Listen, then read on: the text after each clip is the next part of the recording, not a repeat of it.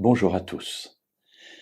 Il est parfois étonnant de constater combien nous pouvons nous tromper sur nous-mêmes, ce nous étant soit individuel, soit collectif. Un jour, Jérémie reçoit une révélation de Dieu. Il la rapporte dans le chapitre 5 de son livre et au verset 1. Dieu parle et il dit « Parcourez les rues de Jérusalem, regardez, informez-vous, cherchez sur les places s'il s'y trouve un homme, s'il y en a un qui mette le droit en pratique, qui cherche la fidélité, et je pardonne à Jérusalem. » Alors mes amis, quelle parole terrible!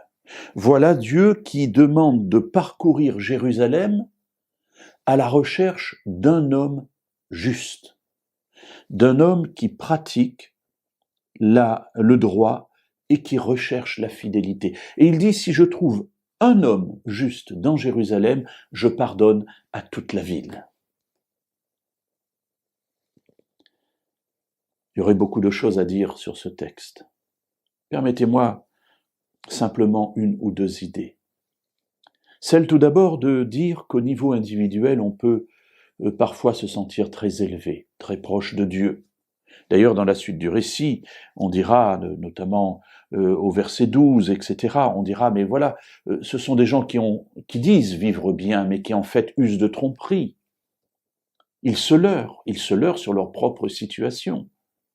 Ils pensent offrir des sacrifices, ils pensent faire tout bien, mais en fait, non, ils sont à côté de ma volonté. On peut penser parfois aussi être bien au niveau collectif. Mon Église, ou ma famille, mon couple, et avoir une haute opinion de soi. Mes amis, tout cela n'est pas important parce que le regard que les gens portent sur nous, certes, il est important, mais ce n'est pas ce regard-là qui compte. C'est le regard de Dieu. Qu'est-ce que Dieu pense de moi? Lui qui connaît exactement mon cœur, lui qui connaît exactement tous les secrets de la famille que nous avons soigneusement cachés sous le tapis, lui qui connaît la manière dont nous vivons en Église.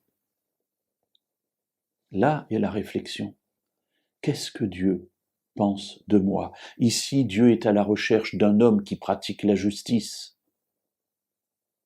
Il dit, si j'en trouve un, je pardonne à Jérusalem, mais malheureusement, il ne s'en trouve aucun. Alors, mes amis, laissons Dieu examiner notre cœur et changeons ce qu'il y a à changer. Parce que peut-être que de notre cœur dépend le salut de Jérusalem.